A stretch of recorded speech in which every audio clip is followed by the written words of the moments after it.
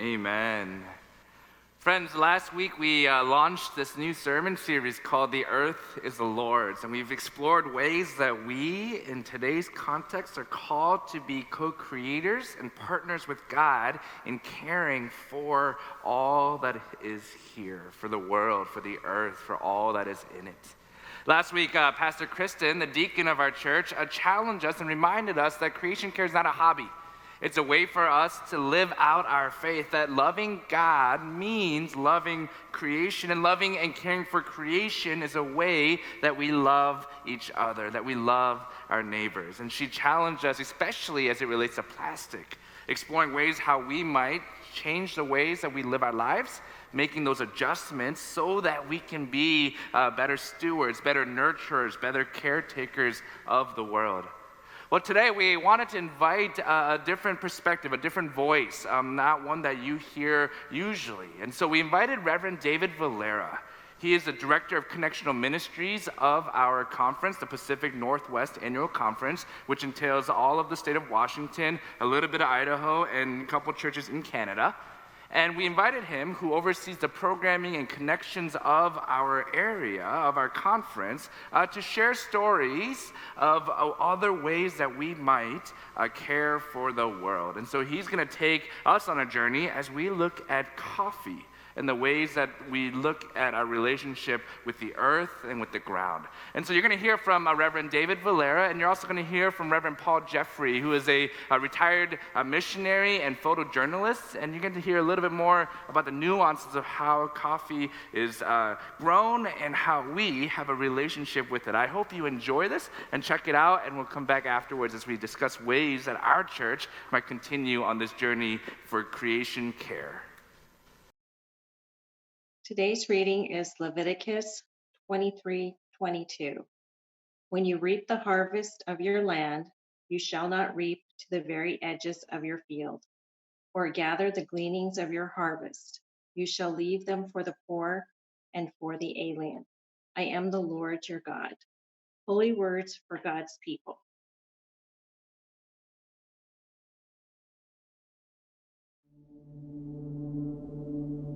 This law was designed to help provide a way for the poor and the stranger to eat by working for themselves. By gathering what was left behind from the harvest of the farmers, this practice allowed the poor and the hungry to have access to some sustenance and food. So how could this work for us today, when many of us do not own or manage portions of lands that require us to harvest what we need? Instead, we now work to acquire financial resources so that we can have the ability to purchase what we need or what we want, like coffee. This shift is the result of many generations of global wars, political and economic changes that has made most farmers become now the poor and the stranger. But is it possible to have a deeper connection between consumers and the farmers who till the soil and care for the land, allowing us to have access to the bounty of the earth? How does our faith in God call us to live lives that are grounded in mercy, compassion, justice, and love? How can we have healthy relationships with the poor, the stranger, our neighbor, and God's creation?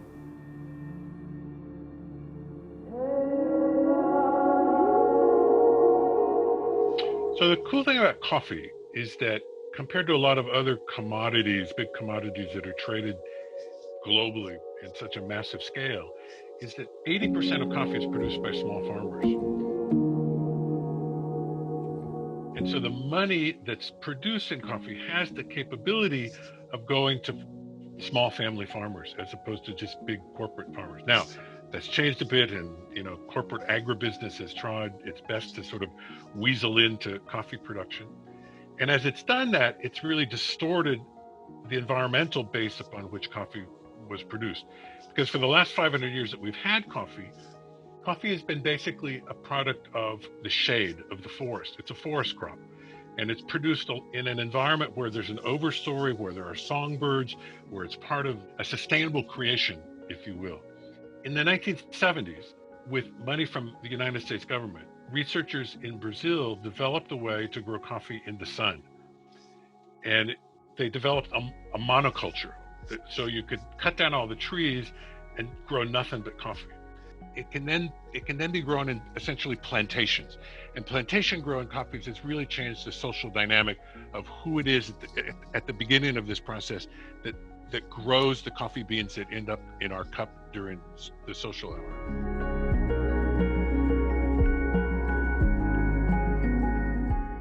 In some ways, coffee is like the canary in a coal mine for climate change. You see in Central America, for example, the coffee production has suffered in recent years as temperatures have risen just slightly. The development of something called coffee rust, this fungus that grows on coffee, that there's a reason that coffee is grown in the mountains, because the temperature gets down to a certain degree and it keeps certain pests away from coffee. But as you get these slight changes of maybe less than a degree centigrade, now all of a sudden you're getting a fungus that used to only affect coffee down in low levels to affect coffee up higher. And it's created a difficulty for small farmers who may not have the resources to switch to hybrid plants to change how they grow coffee, and they end up being forced to emigrate to the United States. It's one of the push factors. So climate change, coffee all play together with immigration. I mean, this issue of coffee, there's a lot to it, and it really weaves through how we relate to the rest of the world.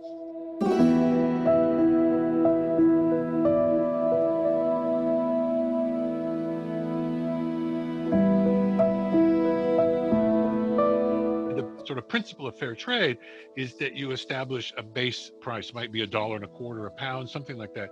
So farmers have a guarantee of what they're going to get. There's also a focus on environmental sustainability and on issues of justice, particularly gender justice and other sorts of things. One of the main things that's happened is that you've had a fractionalization of the fair trade movement. And you now have a variety of organizations that are certifying things as fair trade. In Europe, you've got separate groups. In the United States, they get into a disagreement about something, they create new groups. And so there's no longer any sort of one seal that you look for that says this is fair trade. Some fair trade labels are more friendly to big growers than they are to others.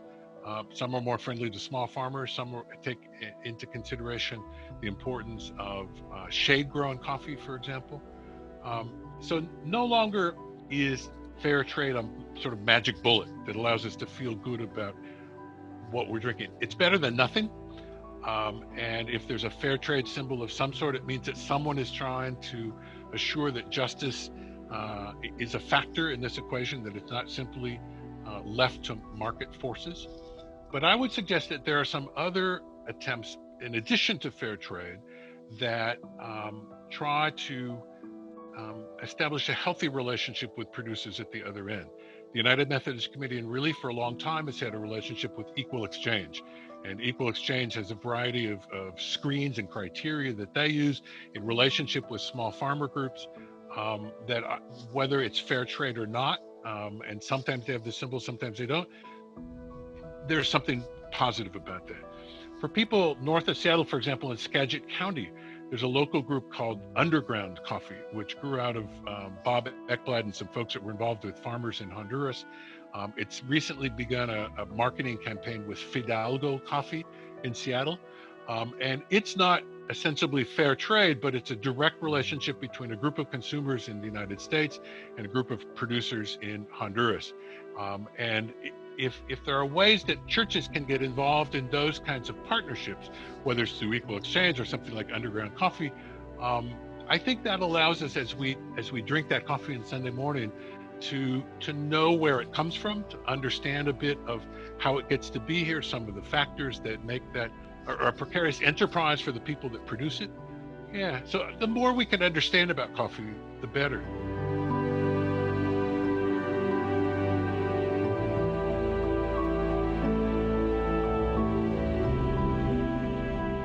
To me, coffee is a fascinating element of our faith community. It is in many ways a sacrament. it's more important of a sacrament for a lot of local churches than communion is. Communion may be something we do once a month, but coffee is something we drink every Sunday. We even do it on Zoom. We have Zoom coffee hour. And it literally lubricates our social interaction. It's an ordinary thing made holy. Some people come to church and they look forward more to the coffee hour than they do to the sermon. No offense, Pastor. The same thing coffee hour at church does. It allows people to come together without some of the hierarchies of he's the pastor, he's a wealthy person during the week, he's an academic, she's a laborer, he's a nurse, those sorts of things. We're equal, we share together. It helps bind us together in some new creative ways. I think we do ourselves a disservice and we do farmers a disservice when the coffee that we buy is simply the cheapest we can find. It's the big red plastic tub from Walmart or wherever. It's not just coffee, I mean, it's everything we buy. If we care about the people that produce it, we need to make better decisions. We need to discern, what are some of the context of this, the market forces at play. We need to be responsible consumers. And coffee is one place where we actually have alternatives. It's much easier to be a responsible consumer of coffee than it is of gasoline, for example. I mean, there is no such thing as fair trade gasoline or, a lot of other things in life. Coffee, bananas, chocolate. There are some other products that, if we can choose organic alternatives, fair trade alternatives, in the case of coffee, shade-grown coffee, all those things allow us to have, I think, a better relationship with the earth and with the people that work the earth. And if in our particular congregations, where we source our coffee, we can begin to understand that and explain to people in the congregation, this comes from such and such a place. Look, here's some pictures of the people who do the work. They're the ones that benefit from us drinking it here together. It increases the sacredness, if you will, of that cup as we share it, because we use that cup not just between us as we talk and we sip and we chat, but those other people, that cloud of workers, not witnesses, but workers, are there in some ways present with us as well.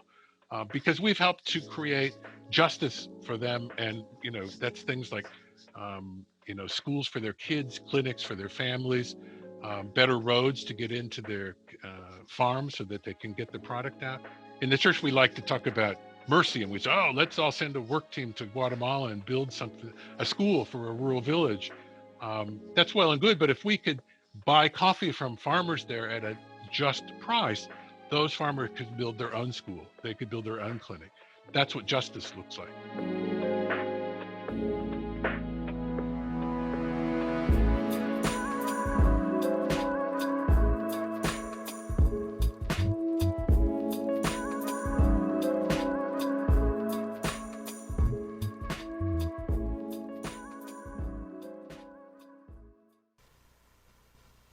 The earth is the Lord's and all that is in it. That's from Psalm 24.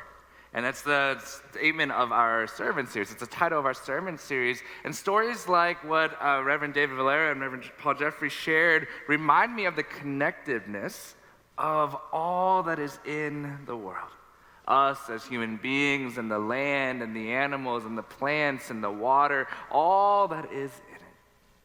They cited what's often attributed to John Wesley's 3 simple rules. Do no harm, do good, stay in love with God. And I wonder how we might, as individuals and as a church, continue to live into those rules. How might we make every decision that we do and say and think throughout the day and the week in all of our lives? How might those guide us? Here at Bothell, we're excited and I'm blessed and proud to say that we do participate in fair trade coffee, and all of our coffee is of equal exchange. But there's always more, right? And there's always more that we can be doing. And so I want to encourage you this week to live by those rules, to do no harm, to do good, and to stay in love with God, and see how God might be calling you to care for the world, to care for the earth, and all that is in it. Let's pray. And so, God, we pray now that you would continue to inspire us and inspire our spirits, that you would inspire our thoughts, that you would inspire our actions, that we might live more according to your will. We thank you for the ways that you continue to show up and be present in our lives. We thank you for the privilege to care for this earth that you have created. And so make us bold and inspire us that in all that we do, we might do no harm, that we might do good, and that we might stay in love with you. It's in Christ's name that we pray. Amen.